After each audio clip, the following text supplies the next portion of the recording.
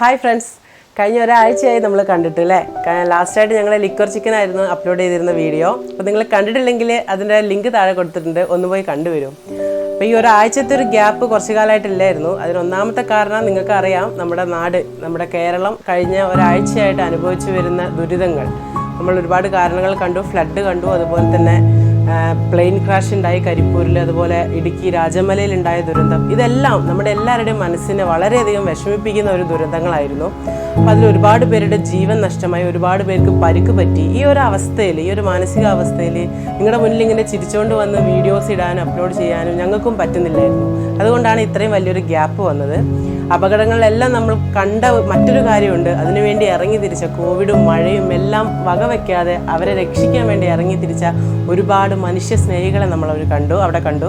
അവർക്കെല്ലാം ഞങ്ങളുടെ ഹൃദയത്തിൻ്റെ ഭാഷയിൽ വലിയൊരു താങ്ക്സ് ആൻഡ് വലിയൊരു ബിഗ് സല്യൂട്ട് കൊടുക്കുകയാണ്. ഈ ദുരന്തങ്ങളിലെല്ലാം മരിച്ചവരുടെ കുടുംബാംഗങ്ങൾക്ക് അവരുടെ വിയോഗം താങ്ങാനുള്ള ശക്തി ദൈവം കൊടുക്കട്ടെ എന്ന് പ്രാർത്ഥിച്ചുകൊണ്ട് നമ്മൾ ഇന്നത്തെ വീഡിയോയിലേക്ക് പോവുകയാണ്. ഒരു ചെറിയ റെസിപ്പി ആയിട്ടാണ് കേട്ടോ ഞങ്ങൾ നിങ്ങളുടെ മുന്നിലേക്ക് വന്നിരിക്കുന്നത്. അപ്പോൾ എങ്ങനെയാണ് നമ്മൾ ആ റെസിപ്പി എന്താണെന്നുള്ളത് നമുക്കൊന്ന് നോക്കി വരാം. ഞാൻ Reshmi Manoj Kumar. Welcome to Delicious destinies.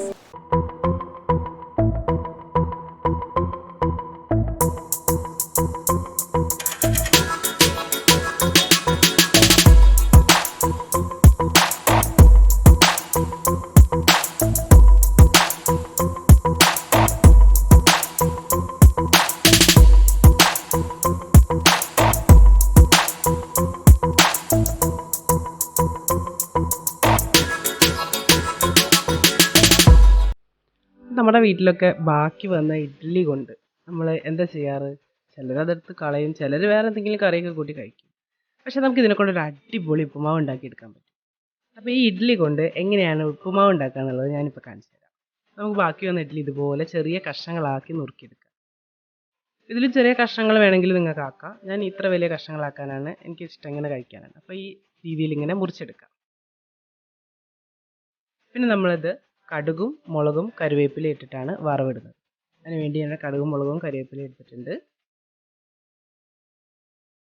നമുക്കൊരു പാനിലേക്ക് എണ്ണ ഒഴിക്കാം.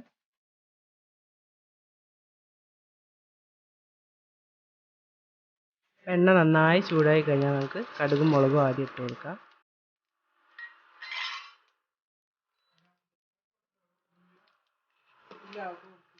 കടുകൊക്കെ നന്നായി പൊട്ടി വരുന്നുണ്ട്. മുളകും മൂത്ത് വന്നതിന് ശേഷം നമുക്ക് കറിവേപ്പിൻ്റെ ഇലയും കൂടി ഇട്ട് കൊടുക്കാം.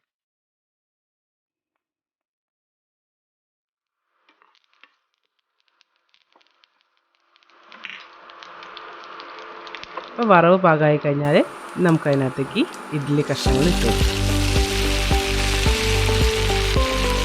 ഉപ്പ് കുറച്ചുകൂടെ വേണമെന്നുള്ളവർക്ക് കുറച്ച് ഉപ്പും കൂടെ ഈ സമയത്ത് ഇട്ട് കൊടുക്കാം കേട്ടോ.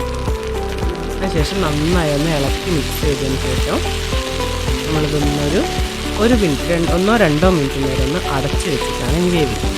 വേവിക്കാനൊന്നുമില്ല, വെന്ത സാധനം തന്നെയാണ്. പക്ഷെ ഒന്ന് അടച്ച് വെച്ചിട്ട് അതിൻ്റെ ആവി അതിനകത്ത് കൊള്ളുമ്പോൾ ശരിക്കും ഒരു ഉപ്പുമാവിൻ്റെ ഒരു ടേസ്റ്റും കിട്ടും. നമ്മുടെ വളരെ സിമ്പിളായിട്ട് ഉണ്ടാക്കിയെടുക്കാൻ പറ്റുന്ന ഇഡ്ഡലി ഉപ്പുമാവ് ഇവിടെ റെഡി ആയിട്ടുണ്ട്. ഇതിന് വേറെ കറിയോ ഒന്നും വേണ്ട, ചമ്മന്തി ഒന്നും വേണ്ട. നമുക്ക് ഇതന്നെ അപ്പാടായിട്ട് ചായയുടെ കൂടെ കഴിക്കാൻ പറ്റും. ഇഡ്ഡലി ഇഷ്ടമില്ലാത്തവരൊക്കെ തീർച്ചയായിട്ടും ട്രൈ ചെയ്ത് നോക്കണേ. കുട്ടികളൊക്കെ ഇഡ്ഡലി കഴിക്കാൻ മടിക്കുന്നുണ്ടെങ്കിൽ തീർച്ചയായിട്ടും ഉണ്ടാക്കി കൊടുക്കാം.